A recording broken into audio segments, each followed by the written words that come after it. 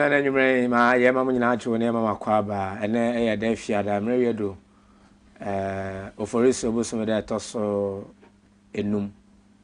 ene ye 9 sorry because aboso me no contem opentem ene ntina me do akọ 5 sa no na mo china na 5 April ene do say some ene 4 April 4 April Yembre. Ele Afia da oforiso oboso da toso 9 wo fimpe no ene na duo no numu enu America do sense ma hodo a ene boja ye freaky funky Friday aye dan ara Father Frank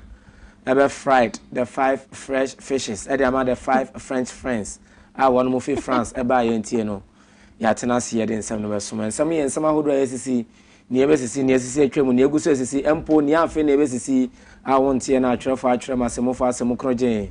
ene nwumre ya tena se ye de ebe so nse enwumre brem no nsia kan kase o KFM kasanfoni se da se wajebre wo fiefie konkwanu ya se offices o mantwe a wo hweyen abe father Roma e KFM TV GH oko YouTube TikTok an nyina no nsabetumi akan ho nti Ghana de hye anamfofo motu batai kopa bia be die abo man Ghana mpunto ne nchekere ne nkanko one more crobit is some entrepreneur Los Gos Birmingham City Afghanistan Pakistan Uzbekistan Finland England Zealand Argentina Botswana China Elmina ena afi chokono omenya kase ne bietie e wa ba fonten tan fidie ne so ena nwumre adwumakwa mu de sika abon abamba e de ese konkonso amaya betena se ede nsem no besom no e KFM Musical Center me pa cho se wo ya sorry wo ye kuokuo wo ya nkrankra na open fidie a wo de bedi dwuma se ye akasanoma na se akasemu ahodo a wo hia asode mo ntwene speakers ahodo microphones ahodo dia me pa cho ye wone cordless ye wone cord ene ye wone wireless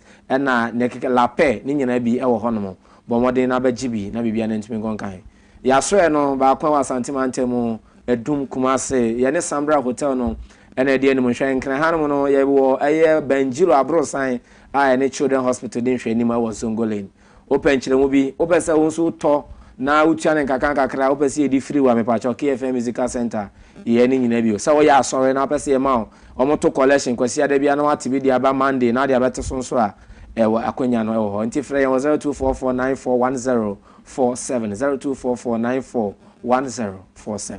Afia Talent Microfinance ye bo mudin dia na chese sikasem ho adwuma e na wonom eye nti no wo pesika no e dia ye adwuma wo dia ne se obebo modin akọ wonom aso ye dwedifo de na making wo bia wo pesika bobra wo pesika ye adwuma talent e to nsa dia fronsi ho ne so e da form say boko wo gia betimi etua enkogi wo bia ya wo begie wi na afi ehon sem kan na kwakọ ebu achibidi wa ntimi ntwia na afi akwakonya abayamane wo da wonda anajo be da bonsi atom mo si egu o chance dan so upie ba na abanka bada onsa mesrewo talent enti sa akọho na sikasem hwehwe ne tutu enyina no omonye ne kama entimi enfama enam omo ahofama na adwumade omo ye entima ntamedo ne de wo mo ahyatemu bo adwuma dendenden emunsia no empanyifo gusua edi niema egu akwan so de ben wo no na wabo epino omo na cheso mayom sikasem ne hwehwe no omo atoto ne kama etimi edi amon mobile phone bi etete na hawo eho aka de bia me no akasa ma woni etutu aka wonsema toda na obuafu yakasa honkra na amuna na wakpa mi na watugia no me pa cho to anamo ko dada ba take up ne bo ofu phones papa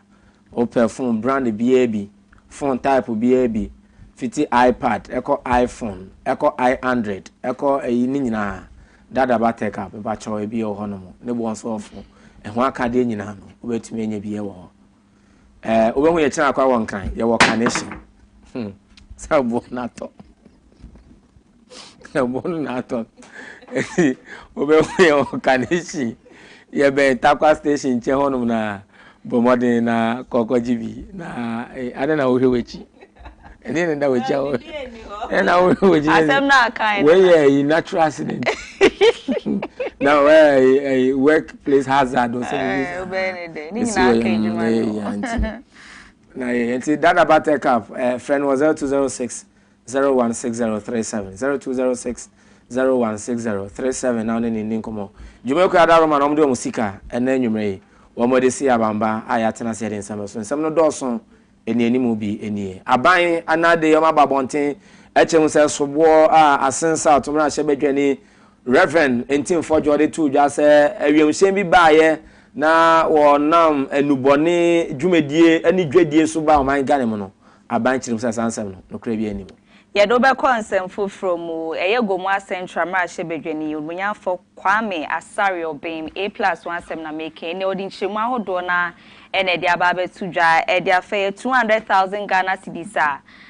nkofo bi num ka se waje edi sika no wodi nchemu aba eche se sika no kra no nani kotu anwesi ampo huye ena sebi odi akwakoye niema eno ensem fata nchemu wo ha ye de be ma e wo kase no so na wo adwadie ensem mo me no kase no ene ye de echaupa ene enkotosre ensem akwakoto eye IMF nim se omosro mo a wo hwe to ahodo bi no a ede adwadie so betumi a nka won yehan mu na oma no fa ne ntuma panfanfra ebebere ni jidie ensemu eye ababa e friend say Yvonne Nelson utwa sini no wode abetu dwa echem se nkane no no pese otonwom na ne nwom to no pese oye rapper enso no abrabo ne de nya de ope na abenyintie no nenam soma odane nani ekohwe eye sinitwa adwuma no emu abosan abrabo mu enkobesie ne nyina ka me ase na me pesa nka me yanyuntu ne kese pa na nka ya feature 50 cent ni eyimi a me brofo sa wo manum mabada so me aya semena mena semene aya ina ohu ba amfa ene se na me deti he ya wo hwami ni nyina hate ne bia ma hate e wo san sam do na aka wo hwan anwumre ya tena se ye de beso jibre na daje wo ka se ho adwen kire bia mpa cho over to media 0246239070 WhatsApp and text join on Facebook social media handles nyina KFM TV GH na anywhere ni nkomo Odiyifo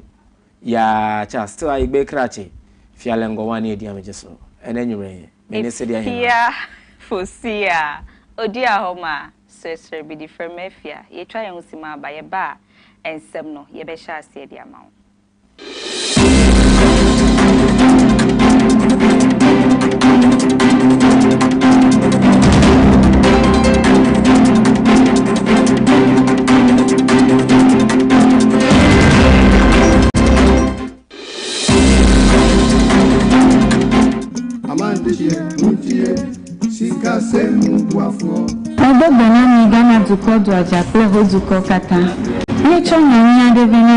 Talent Microfinance Limited Gajadupa Mwana Susu Savings Adishare School Buafo Cashback Le Bubwa Okata Menyebe Egajon Beniabo La Letie Tomebeko Atemu Aho Gadodo Kemenyebe Egajon Vivi La Menyebe Ogahiaola Atemu Ava de Ogai Kemehiafa Kamenyebe mi from Chomiafa Jomu Kenyebe Gadodo Nyawa Business loan elemiashi, church financing elemiashi, salary loan elemiashi, bubo li kenye personal loan. Nebe mi poncho business loan enye gadodo ikenye nana asichalao, menyebe washigba keke, alum LSwe, we talent. Ni pepegede nwo nene wo shigba lesua ne woge wo kekegede ji to talent pomo nuome nenyi be mi fonchu mi afa salary loan enye gado mo mi ke ni vuna mi afa jirudu $1 nke ga nyu he ya ba talent wo payslip to bank statement ye kwenye mu hia o na kokko ko salary loan le rate ni to keke akeji church financier personal loan va nye habobo masoli hama eji vufofo sankuo jitao olila ashibobo kekeake nye flegeno na nohem v choji nto jinwade wade koreka popo kai ganyu heya talent kuna pohe ya ole chagbagba do tare talent bena wo gadumo nwa anobobo enami akpenani etibe ya nyafi ke talent la Talent Microfinance Jengo Amegan Shipe Ape Latina Tejipo Hotame Miape Kapomoye 050-129-1298 Allo 050-128-9119 Talent Oga Kwamanu Kwanta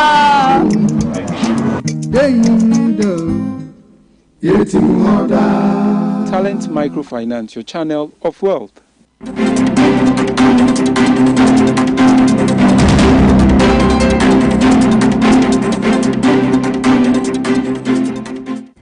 Aboshanche ma yenda mase na yensa mama kwa ba biema na enwumre afa gibre na adaje na nsem no yenda musu komba wa kaya na anu ade na mrahye bedwane de ma ade hia wono mo ewo Asen South eye abato mpeswa so onimonyamfo Reverend John Team for George Batudwa kire mu se wo obenim bosom na na toso aduonunum ewo afie mu amfimpe na aduonu enum na awiem hyen bi na efi Spain memo Spanish airline bi etuba ye be PM ewo Kotoka International Airport na wo baye no na eye nubone na afi esumu ase sikedwa na wo ba ebebedi ye na mso ma wo ye nsantwefo nhyiemu na wo de betudwa se nkobesere se nimenim ya na aban no hwe na nhwehwemu bi edim na sefata no want to me enfengu akwanmu ma sam na bebe dane he na wono mo etwena abasane sere na no mo ene de onwonyamfo Felix Ofosuah Oduahoma wono ene etonkra ede fima mpani aso eye ede ebetudwa na ochem se saa nsem na wono mo eka ni nyina se eye enuboni edwedi abobi ebramanu eye enuboni edwedi na afa eye sikan ho edwedi no wopeni ni chem se nokra biara na yanim enti no onwonyamfo Felix Ofosuah Oduahoma aba bonten so a wo kire mu se esansem no nokra biara no enimu kamia se amanyo na wono mpese wono mode ye amanyo sem bi etaye kire eno na so ma onwonyamfo Reverend John Team for George what is answer me to Jantin Ghana this year and one more answer no woman was some ntungo na yehukuda answer ni pebi and a share and no muye yodum and asem no one more airborne and chirimo on for Felix Ofosuah Oduahoma watonkra edifiman penny asroye edituja any disinformation machine of the new patriotic party has been ratcheted up and they've taken it a notch higher. This time Reverend Team for George, who also doubles as the member of parliament for the good people of Asen South, has made very wild claims to the effect that 2 aircrafts which passed through Ghana for various reasons were carrying drugs, and that was the reason why they were here. He also alleged that they were involved in money laundering, and therefore he was calling for investigations. As you may be aware, President Mahama gave him the opportunity to present any evidence or any basis he has for making that claim to the security services, so that together we could look into the matter to ascertain whether there was any truth in it. I can report to you that because he knew he was peddling total falsehoods and lies, he now claims, after being invited to assist with investigations, that he was speaking on behalf of the committee that he was part of, and that the views he expressed were not his personal views. So because of that, he says he's unable to cooperate with the security agencies. I say that he was peddling falsehood because the facts as they exist vary completely from the claim that he made. When he made that claim, he was only seeking to peddle falsehood in a bid to undermine the confidence that the people of Ghana have in this government. The truth is that 2 aircrafts with completely different purposes arrived in Ghana, and their arrival was perfectly legitimate, and they were here for very genuine reasons. The first one is an Antonov flight 12BK with registration number CVK 7037. Now this flight essentially is a cargo plane which arrived on the 12th of March 2025. Now no plane arrives in Ghana without a landing permit. So this plane secured a landing permit with number GAF/TMAO/25/7863. Now the purpose for arriving in Ghana was what we call a technical stop. Essentially, this is a cargo flight that was destined for the European Union market. And European Union regulations dictate that some specific regulatory requirements be met before any plane of that sort can enter the EU. Now this plane originated from Rwanda in Angola. It was loaded with oil drill equipment and lubricant oil, which were contained in jerrycans. It was headed for the EU market. Now, Rwanda does not have the certification to carry out the sort of requirements that this plane had to meet before entering the EU market.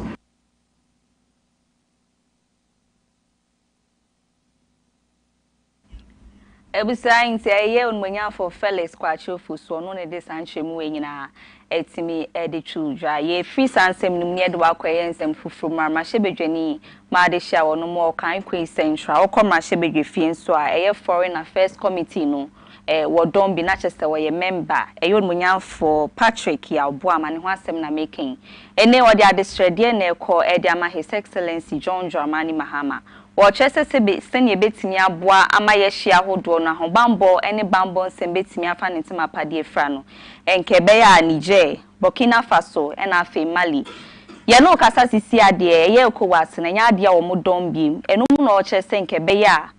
nko fa na no ntumu bi na saa nkrotu amabobo so nyina no nko mo san form hu be hye ECOWAS ni biem sa so mo de hu be hye ma ebebo ama bambo ho nsem no etimi akoni na nya saa dia na kana ese akofa sika o baby foforo asa etua ama bambo mu ayire wo ya hye ne so nti nko mo be dom bia ene ebebo ama ya bambo ho nsem no etimi akoni nchemu ene nsem ahodo a otuma ne His Excellency John Dramani Mahama no eni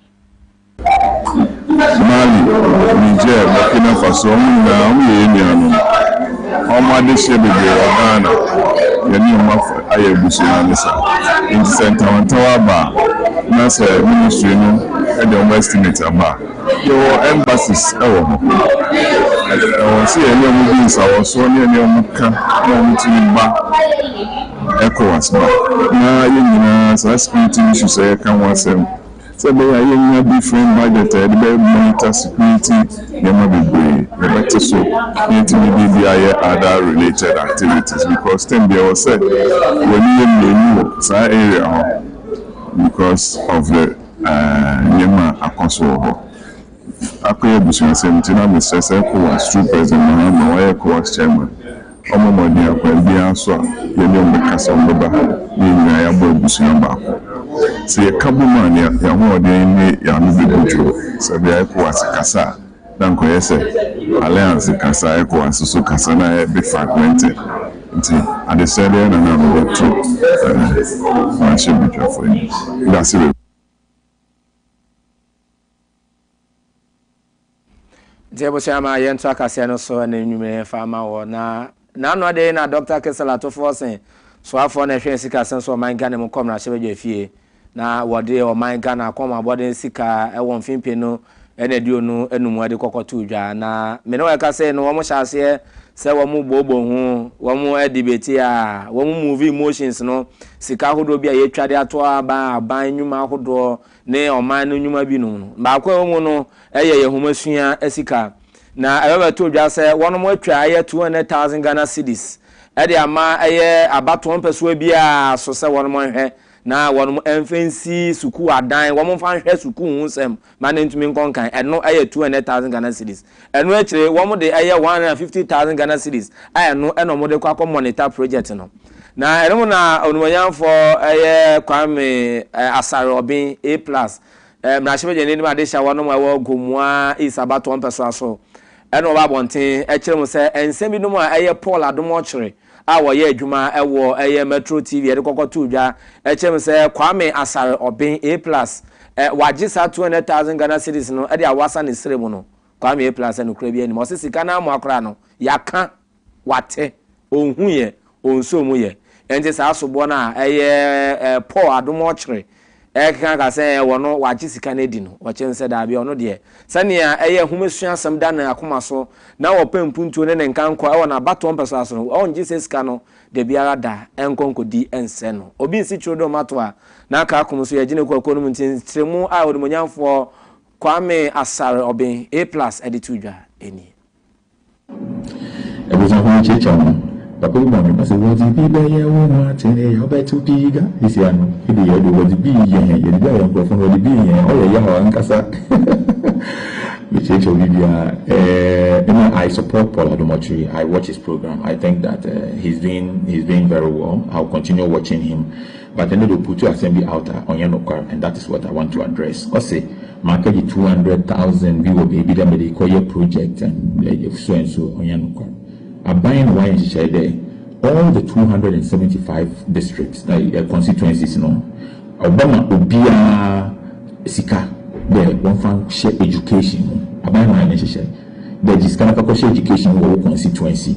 So you cannot own my MP no. And made for instance, Obama District Assembly. Or assembly wa na me district education director na ya tena say me decided there yankoya afanse for school no washroom mama ho na tete no so ato na ewo dan na do nyina apa school dan no ti yankobodo yanko abanko yanko hwe wo school no last year campaign ko two from school no yensu into this the no so the MP na kakra ni ho na ni to me here into the constituency no okay chi was an area system at the school for wonderful no water. What's with yoga? The money I was 8,000 Ghana. You have to make it this car, the school for wonderful. And Jambai say, them scale Uncle District Direct the Assembly, Direct Education Director from all. Now, young trans, near Yanshe, near for them scam young from 1 to Juma. It's a class, I'll catch this car, Sikaya kind to buy a buy so bubble. But on by at some of the kind day, would be on doing a fish one, young head them Sikano at Zayadzi. You can let us say, we were calling them scheme of 200,000. You would hear them. And that year, Cassie Panazzi for way games. We hear Sika, what a man of 5,000, one from two soon at the Mamofrano, and some of my son to JC, and I don't find my winners. If these are in or support education, MP Miska, who to me, Yadaman. It's about saying, you better than if MP no, I buy a customer support MPs no. So ask for accountability. The next cannot, did it go? Paul, no current make actual Osar, Guma Central, then 200,000 on swing. Young much in here. It's young in academics can have 500,000. And then we catch you go for there, about 500,000. Because we know them scan on the side of Bahade, Ubiamra, Yabayade. They know me. It's my answer, my car, they say, plus, I need more. Them can hear more to be able to develop my constituency. Constituency now, K. In 4 years, no poor. Uncle Baba Gumano, you'll be proud of what your brother has done in the constituency. We are in to build, not to develop. This can be the KG, this can actually. On my input, Maramana, we remember the Bri. I come what do you see ICT Center? ICT Center, one put in mark at the moment 10,000 Ghana cedis. The Klopon or ICT Center, Mama has 100 bags of cement. Where are the baby? I have to support them. And to Mr. Brown for them scale and one by shepherd of them scale back. And I will just continue doing what I do in the constituency, helping my people. My whole life is dedicated to Guma, whether I buy this kind of one more, they are going. And I buy one there, I'm supporting in the things that we do. Be a for Miska, there 2 million Ghana. Now, a virgin road. Na beka chimo over there but I get 200,000 politics here be na da hu yemia politics here be na da hu yemia politics here from ko be bia or the council. I know you wish that I succeed. You all na beka and your hope 3 months. Eusia insia Gomwa Central abato mpeso asomra shebedwani Kwame A+ ono ene de sanchemwe e de ababa sujo chese 200,000 Ghana cedis aye kasa waje edi no kure bi eni ntemu nchemu ene de ma ye ko ensem foforo mu na His Excellency John Dramani Mahama obo anan incremantem hade owura nkroto ahodo bebra na ne no ewo ha ne nyina no na wo hwe ama sene ensuo to ayi ewo brono bi eso a efa de hye ne ma ne afempo efa bi mu koma mu ti na nanom onsie do no obehwe ama ne nyina etumi abrase na bra obo anan kopie mu ewo malam ne mpotemu na chese weja gbawe traditional council won ma na mu sini woni His Excellency John Dramani Mahama enya kasakasa ne no nya asem ketu akra ni nyina ochira eye Ramzia site a ometwa to ho a eno boama nsuo to a etimi fa okogu eye nsu kese anim etimi twekọ e ma de hye ho nkyerem titiri ni wono mo tete benben ho nyina no okopie mu ko hu ye se Ramzia site ni aton e dia meku bi e no hya abanase amoma hya se kra de abo ne mesia ne ade nyina anya eguso a edwuma ba bekoso enum e na His Excellency John Dramani Mahama echem se nya ade betimi aba so da san se koba so mu si adan krase ye Ramzia site ne so a insuo to a eho be yiri dendenden a nyame amfefia bebre na abefema wunti wonum si ne nekra de echi a wombedwudi ni nyina e de egu bra okohie mu wone eye gba we traditional council mane munsini no nchemu eni afinchi ahwe course wo mu mienu ntem no yento aso e wo kase ne so fama. Let me get to the pump. Let me get you. You said these are titled lands. Yes. This is not a wetland. These are titled lands owned by Kitech Delta Limited. Give them title on a wetland. You work with Kitech. So the title land they have from. You work with Kitech. No, I'm with Bawi. So you are the ones who sold the land to them. Much of this land fall within you are the one who sold the land. Yes. Yes. So we are talking about the Ramsey site. Yes. That you have sold to a private company to silt, and they are now filling the land and causing problems. Okay. And you are here defending it and say it is a title land. Not defense. The Ramsey site is for Bawe chiefs. So you are selling the Ramsey site to a private company, and you are here to defend the fact that the company is filling the place up and causing problems. That's a very good question. And you want us to continue listening to you? No, please. We are not ready to listen. And the point even is, your point about the N1 blocking the water. I mean, there's a bridge. The water flows under the bridge. So how did the N1 block water? Because they take cognition of the drains and they build over. And so the water flows under the bridge. The problem now is the filling of this wetland.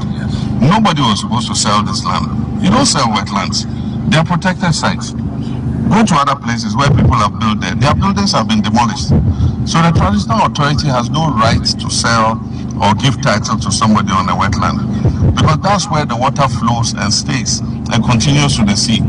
So if the person is dredging the small drain from you and he's narrowing the drain here, so all this water that is coming from up there, where is it going to pass? So the dredging is from the Malam market, under the bridge of the Malam market, through to Pamlos. So it's been widened. Hitherto, it was very narrow, but because of what we needed to be widened enough to be able to collect the water. So it's for that reason that since this dredging is taking place, all the major downpour over these few months have been well contained by this dredging, and this place has been You've been saying no.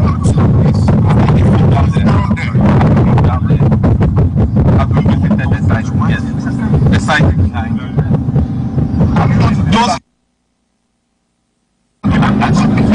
Mr. President, I think that the tax force has been here.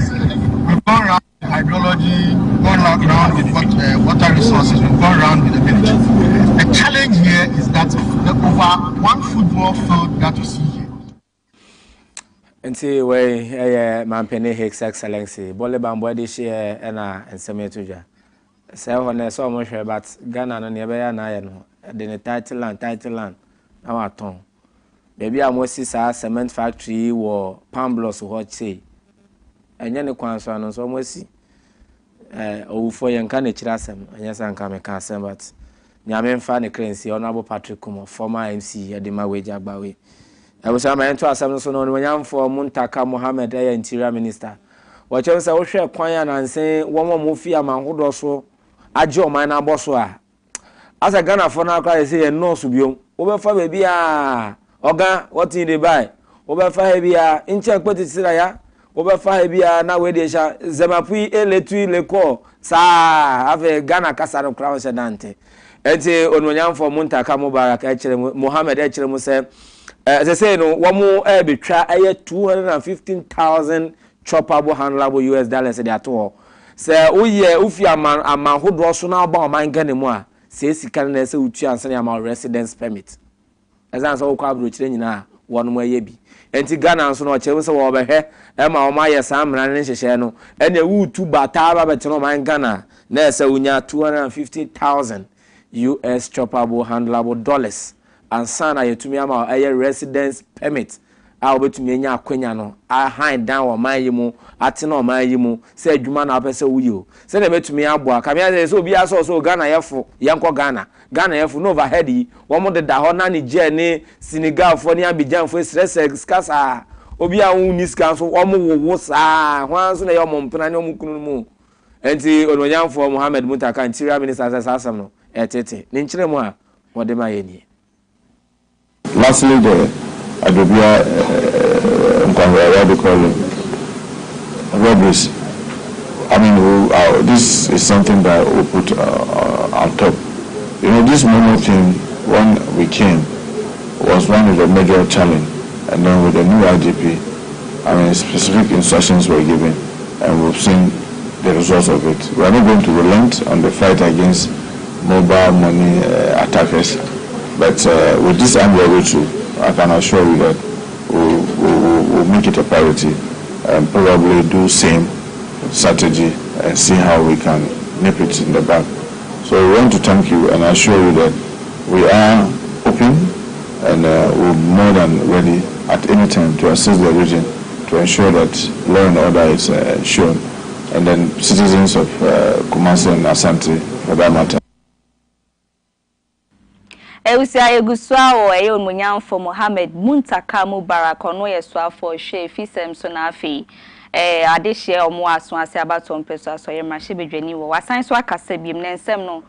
wo kyerese sene ebeboa ma wono mo omoye mobile money bi titiri asante mantem ho betimi ato omo ahenhan omo na ewuwu ekunkunku ene basabasa ye ekoso omo abrabom na to betwa no wode mra ene hihye ahodo ba begu akwam ebe hwa bom ho ban amma ne ye ne sene omo fem ayakayaka de asese omo fem a ye kro no a eno ate atese ewo biaya ahodo bebre na so titiri asante mantem de da na koma so no omo de nyema begu akwam no mahwe amasa ne ye ne nyina no etimi abrasi ni nhwe mo san so ede to aso ni.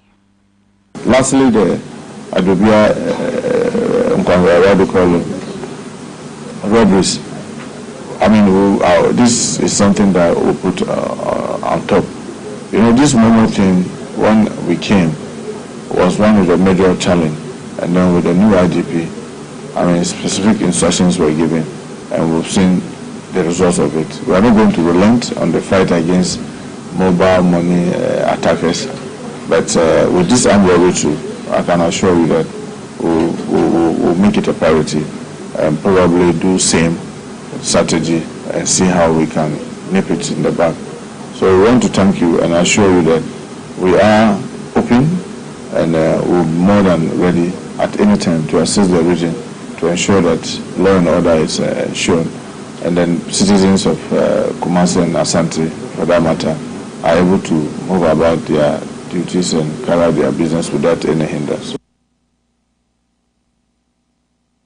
I was saying to my Yama Kabana and Santan 7 or so. Now, I don't say from a good year, 2 and family council. I will make my idea in a higher pa. I buy be a bonny homo in a camia say, His Excellency John Drummond, Mamma, buying by or corner Konya Sabia so say over to Yashama with 2 gallons. As I said, Brana or born to her, I want him peno and a deal no and I know the two just say from a good year, 1 to I am family council, no more faith the papa and fin to near cancer illegal mine and ye trying to cancer galam say and I say gala galano. Obesha no to me to say why ye be answer still I don't kind of so post in the back on ayo dogbe wakako shada kwenche wo ya and I'm sansan so no more and I go more central na shebejeni on manyam for Kwame Asarobin and then waba bontin and watch them say san and say a ha galam say a dear cha galam say nenansa galam say baby bia galam say today every 3 minutes bia na galam say and then watch them say the new patriotic party MPP amanyoko no and omo aye hinted duechire and omo eno mu ye yodo eneja wonu mu 2 galamsey no na kan ma wo mu de say aban ni din kan ma wo mu hwe ema His Excellency John Dramani Mahama ne nsem ahodo ne na mamu no etumi aye something which is them ananwe ne sen enti onwanyamfo Kwame Asarobin mra shebedwani edema de sha wonu ma wo go mu central baton person so chem say eye the new patriotic party MPP mpanifo anasa amanyoku no ene tie eye from agudi aye no tu a eno emfam na kwan so eye illegal man obi nsi chudo ma 20 no Kwame Asarobin enchirema wode ma yen eni hu se NDC aba power pe ena omu sigum se afide garanti no mu ya majo Mohammed ni meguasi how MPP for no no me galamsey na ye kan omu njai no joma ma ba ba mu na afedi omu nyina tiegum nti MPP for nko na ye galamsey the whole Ghana MPP for no mani abre omu ye galamsey gidi omu aseda omu pese omu ya na ye kaso go board na ye dia bana ye be nti no joma ma hia go bebre nti no omu ye galamsey MPP for na aseda ye sa de no obi a excavators omu qualify excavators se omu de galamsey nti yanko chimbra omu sign excavator no omu minister be ka chance 500 ayera ko omu sign ko go plate no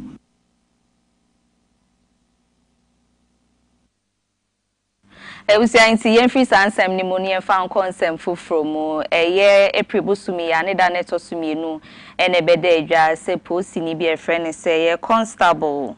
John Kwabnadogbe we hia ne kwan mu konfri we no akwakoyare hosem yepa ni nyina ne se one eye Central North Regional Police no na chese omuni kuo bi e no so kan ho eye anti galamsey task force no omukopie mu ewo asen domi abra ni nyina na chese womo kwa akohwa ma sene galamsey nkofo bi no mafa to makoma prono so eye no womo nyema ahodo ankomode ye no mekwa akoje e de efre omo nse no wo mfimfi mantemu na bro omukopie wo ho no nyame afa kwemu nam so ma constable wo paaye mokohwe eye ofen ensu kese enimu ane no yare hosem ye pa nam so ma ene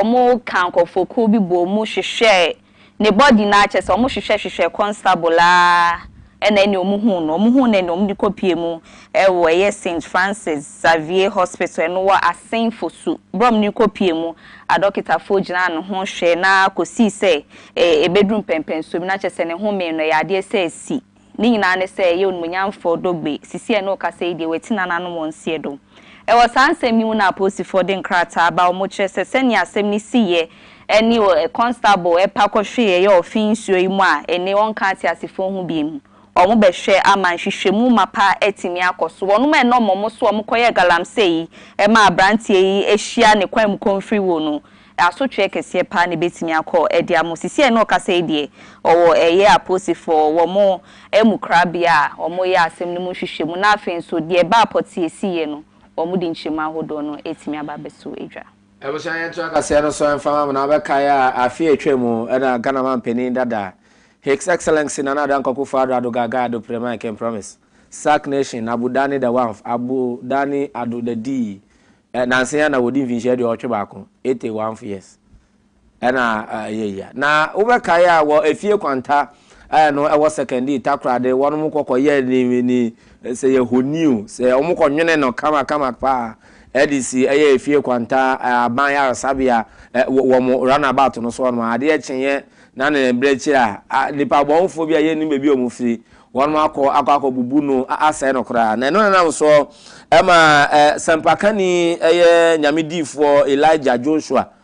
wa shebo ampa what you say ayoyo ema bosha wa share say 40,000 Ghana cedis eye kan 400 million no obetua ampa de wabom nchiremu de ama eye pa akwasi wono eye nsentweni ewo takra de ne patem se scan wetua wo mo hwe no mo fa nkonkohwe na eye mampeni dada His Excellency Adudi Adogaga Ado Prema wo mo hwe na ne honi no mo yesi wono no wono mo ensanfa ye bio na eye nyamedifo prophet Elijah Joshua wono agina se content kro mra shebedwani de ma de hia wono mo ewo evaluate dwomoro abato empeso so afi mpienu ne de onu nan aba ye to ye no okoko gina ye se na nko pemra shebedwa akonwa ne bi na mom no ntumi anko de amante na de me no ka se de mampeni dada ne honi na ye na ye bubu no nyamedifo prophet Elijah Joshua we kwa ko 40,000 Ghana cedis kame ko kan dollars kra Ghana cedis say one mo hwe na mampeni ne honi no wo mo sanfensi o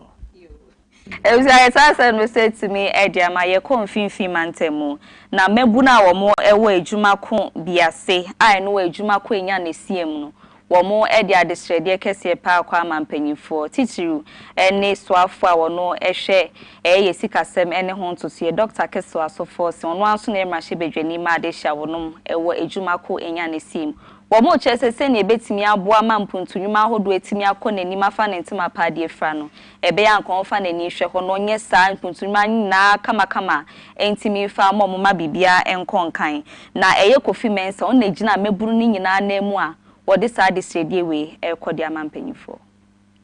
siase ahanyara na ensantropho da kwan de asomdwe ene yare hwehwe asomdwe ne yare obi siase ya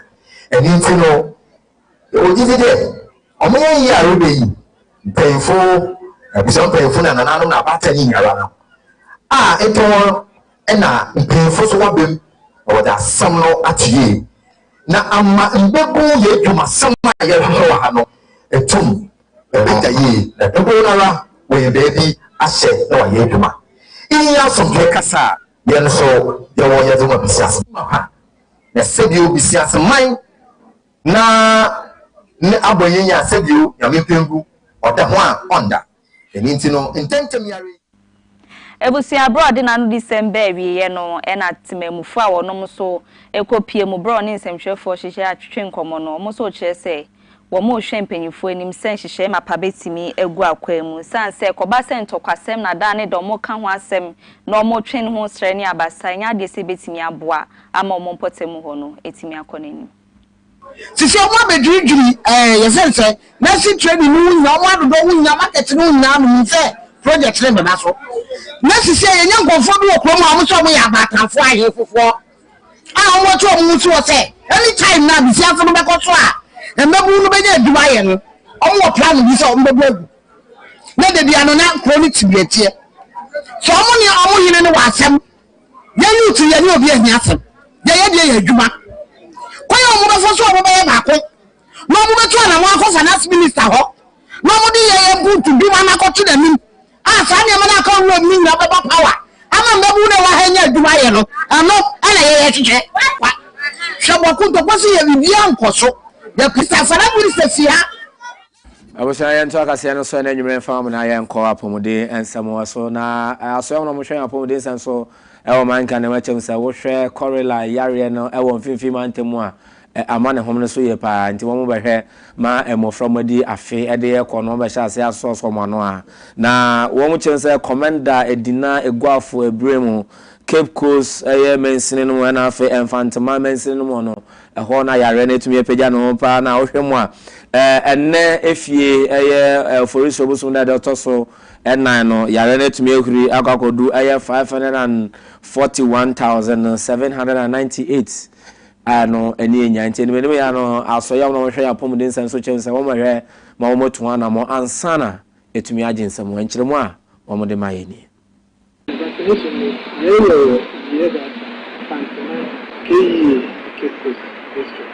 know that it could be 541,970 years ago. The father will be a apart from attention and my phone and window is safe. So, in the day, I said, if you got to in the cinema, you do the chair. It is the animal doing it, you do the chair. You are a shell of that. Whatever, show me over the corner of the Chinese one, the doing that, the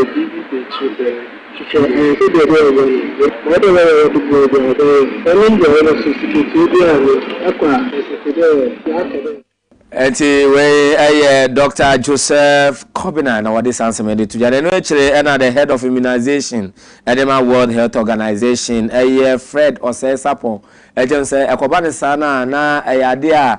wiase kubata mo hwe apomode nsam so no eya na ha mo ye pa nti wo mo so no mo do mo ho ba bata o man Ghana ya apomode nsam no na sa adwumede no etume wie pa ye so o hwe yo potem no he said he adopted Central region, focus, if you maintain, if you be and if you will came out, and you are able to do never. You say, okay, we are here, just send us so ready. America buying SA or Genesika if health interventions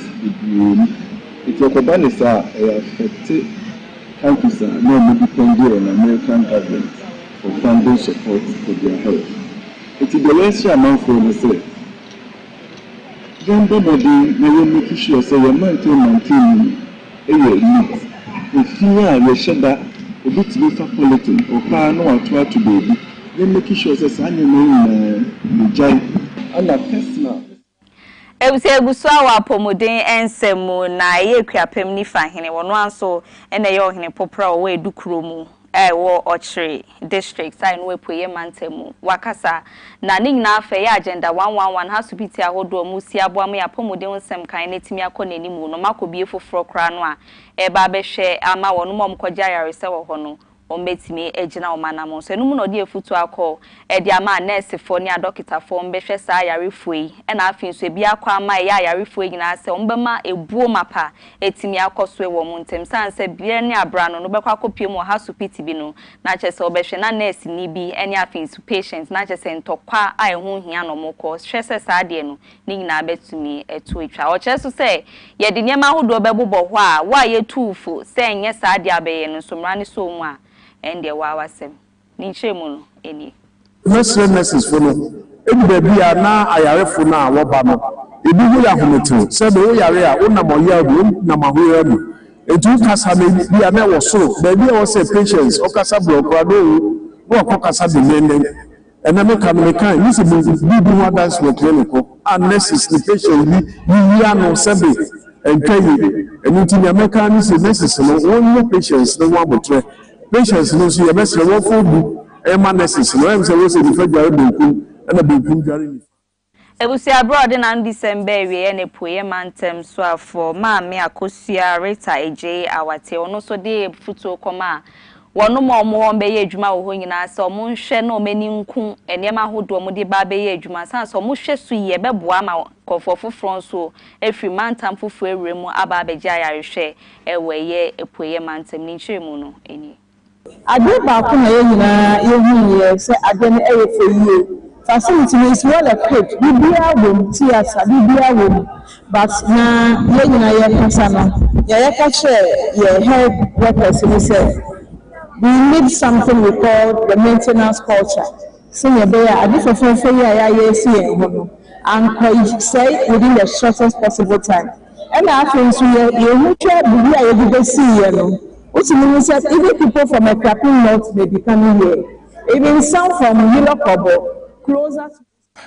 I was saying, Fakasi, and Fanco Brekum and Patemona, Nashebe Jenny, Edema Adisha, one more Brekum East, and Afe, Nionoso, Ewa West, and now come to my Diabuano, Emma, one more cock of 9, Akako Piemu, Ewo, a year, Galamse, to be a beer, no, Ewa Honor, which is a year, dear, to me a conca pa. Now, on Moyan for Dixon, Cheredria, I am Nashebe in Madisha, one more Ewa Brekum West, actually was saying, many of us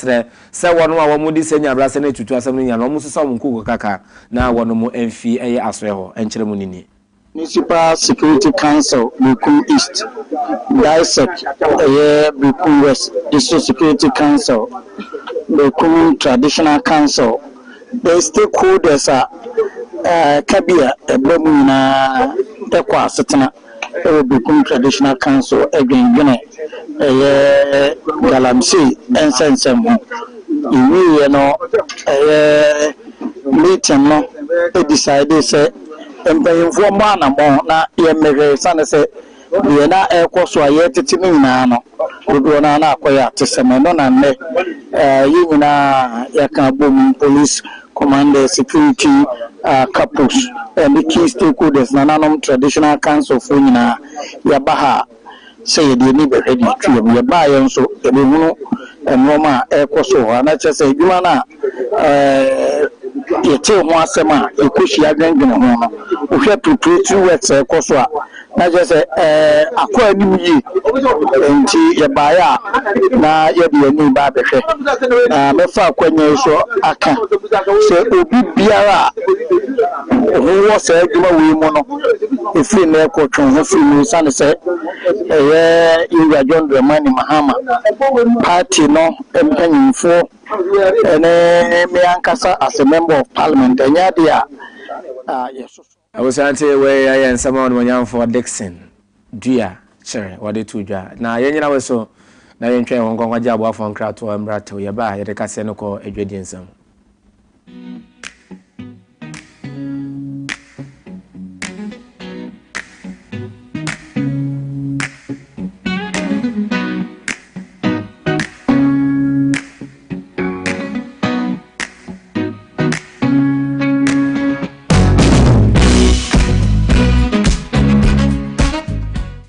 sense and soon that was CB mu akwa aba famra KFM TV.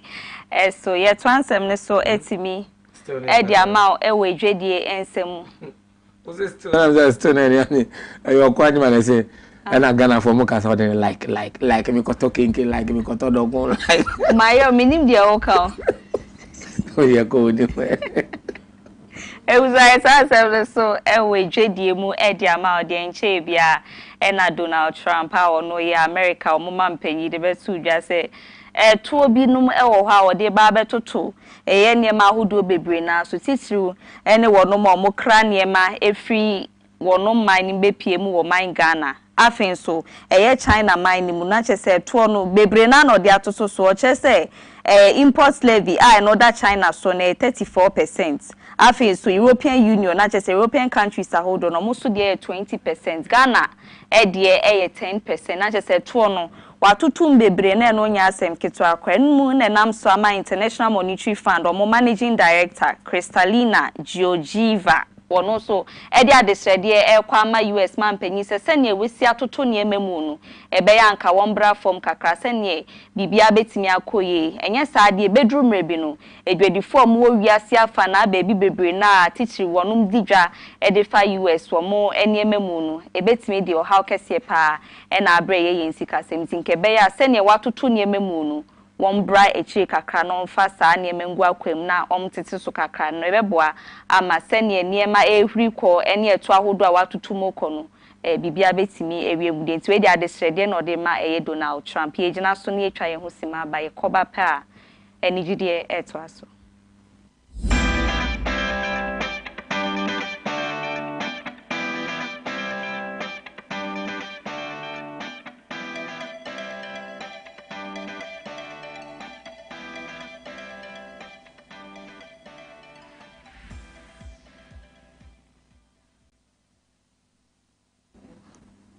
I was my area kasi any tell I Nigerian semuna ma me Yvonne else in the training or just on the mofrase no or school name say Yvonne when you grow what will you be or say I will be a rapper I will sing in Ghana e koko we HF do 18 years I could 29 for Adani Sinitra Yvonne tell me more. Oh yeah, I had very crazy ambitions. At a point I wanted to be a rapper. Because when I was in school, I used to rap. Yeah, the other day I heard Traumatic say this on radio. Yeah, we're in a group, kind of like the Fugees. So I was the Lauryn Hill of the group. Wow. Yeah, I loved Lauryn Hill.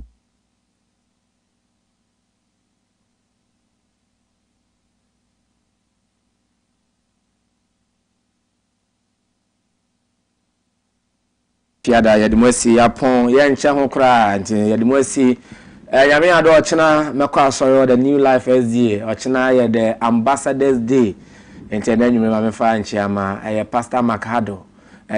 Master Samson Efriye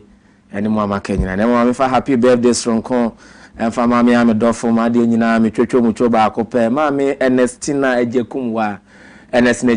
wo ye supervisor ewo kaso a Wessel Small eho na ye adwuma tina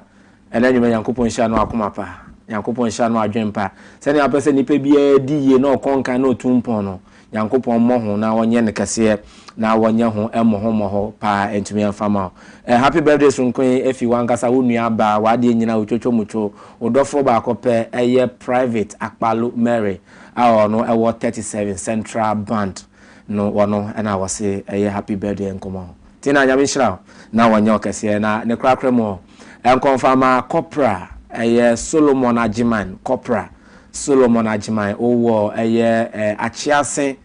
jungle warfare achiase jungle warfare ho na wo Nyankopɔn hira no nto nkwa dem na nyimfi adom emfa kwa adom ni adon sabe sonso bia no o ma ne nyen hira ma wenso efi private akpalo Mary 37 Central Band and I was a happy birthday sonko and come say wo baby the we fagum ne enko where Mrs. Gifty or Anton Memorial Hospital. Now we were the Kwama na na Kobi. Watchers said your mo young kofane city, send your tina sefa, or nene corner crana will be BM, Mutua na mo be BM, one yankopa croma, babesi se no. Nana Kobi, happy birthday, Kessie Panko, man yankopon shannon can one yanikesie. The Dana Kuma Subia, one yamanity, Mrs. Gifty, maybe or they call Ediaman and Kobi, enon.